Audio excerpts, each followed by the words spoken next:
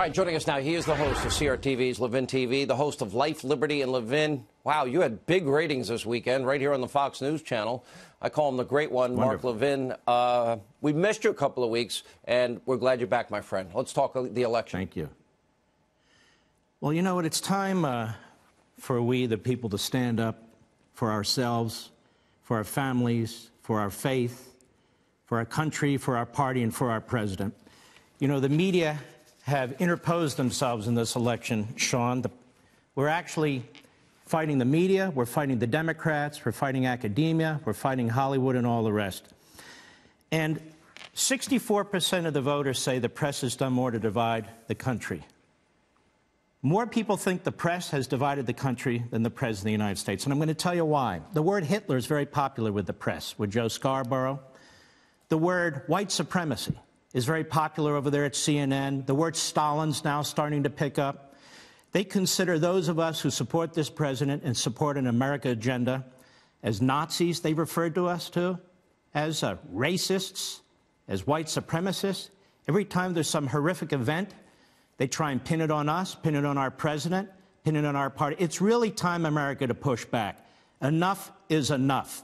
We cannot turn any part of this government over to these radical, hardcore Democrats and their mouthpieces in the media. And I want to give you a few examples here. They talk about the president, his tone, and the relationship to violence. The president hasn't caused any violence. When Antifa's out there beating up people, the Marxist militia, the media are very passive, rarely say anything. When Bill Clinton pardoned the FALN terrorists who murdered 4 people and injured 44 other people, I don't remember them saying Bill Clinton was contributing to a violent tone in this country. When Barack Obama commuted the leader of that organization, who never repented, I don't remember them bringing that up. When Barack Obama befriended Bill Ayers and Bernadine Dorn of the Weather Underground and the SDS, the bombers, domestic terrorists, I don't remember anybody talking about him and violence and the tone of violence. Do you? Obama opens an embassy in Cuba, a genocidal police state. He's celebrated. Donald Trump moves our embassy from Tel Aviv to Jerusalem, the capital of Israel, and he's attacked by fools like Steve Schmidt over on MSNBC. Now let's talk about immigration briefly. Dwight Eisenhower, he's not considered a white supremacist, is he? He's not considered a racist, is he? Dwight Eisenhower, when he became president of the United States, he created a program called Operation Wetback. That's not me. That was him.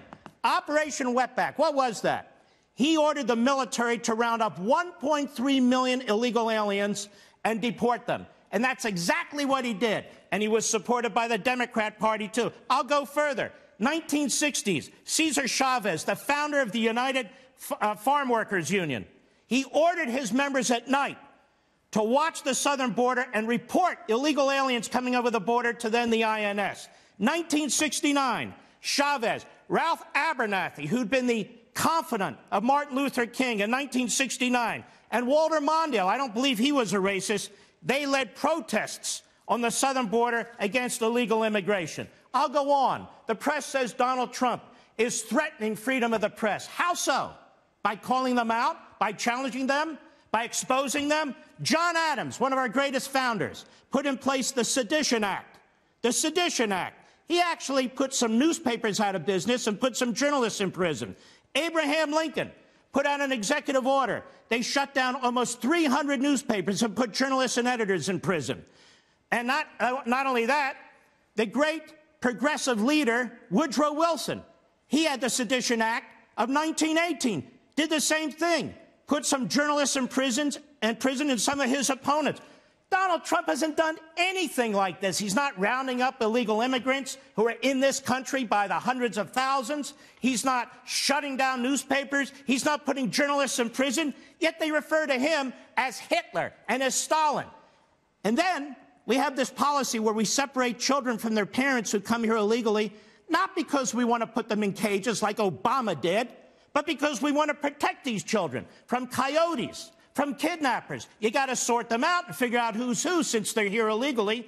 And they said, well, he's putting them in internment camps. Actually, it was Franklin Roosevelt who actually put Japanese Americans and Americans of Japanese descent in internment camps. They don't call him Hitler. They don't call him Stalin or anything of the sort. And I'll even go here. They attack our president. They say a womanizer. They bring the Stormy Daniels in front of TV, left and right, left and right. This president has been our president. He's conducted himself in the Oval Office with great acumen. Great acumen. Now, people are laughing. JFK was having affairs constantly in the Oval Office in the White House with an East German spy, with a mob boss girlfriend, with a 17-year-old intern, and he was outdone by LBJ. We don't talk about that stuff. How come? Because our goal, you see, is to trash the President of the United States. The media in this country, America, is campaigning against you, campaigning against your values, campaigning against your virtue, against the Declaration, against the Constitution. And you have a rare opportunity every now and then to show yourself, to stand up and say, we're not putting up with this anymore. We're going to protect our country. We're going to protect our values, our institutions, our party, and our president. And most of all, ourselves. You're sick of being called Nazis? You're sick of being called racists? You're sick of being called white supremacists? Then you need to vote. And you need to vote now if you have early voting, and you need to vote Tuesday, and you need to be your own precinct captain and bring out 4, 5, 6 people and make sure you vote. Because here's the deal. If more of us vote, we win. If less of them vote, they lose. Mark Levin, by the way, I want to say publicly our condolences. I knew your dad. He recently passed away, a great man. Thank you, my friend, for being with us. Don't miss it. Thank you. Mark Show, big show this weekend. Life, Liberty, Levin. You don't want to miss it Sunday night, right here on the Fox News Channel.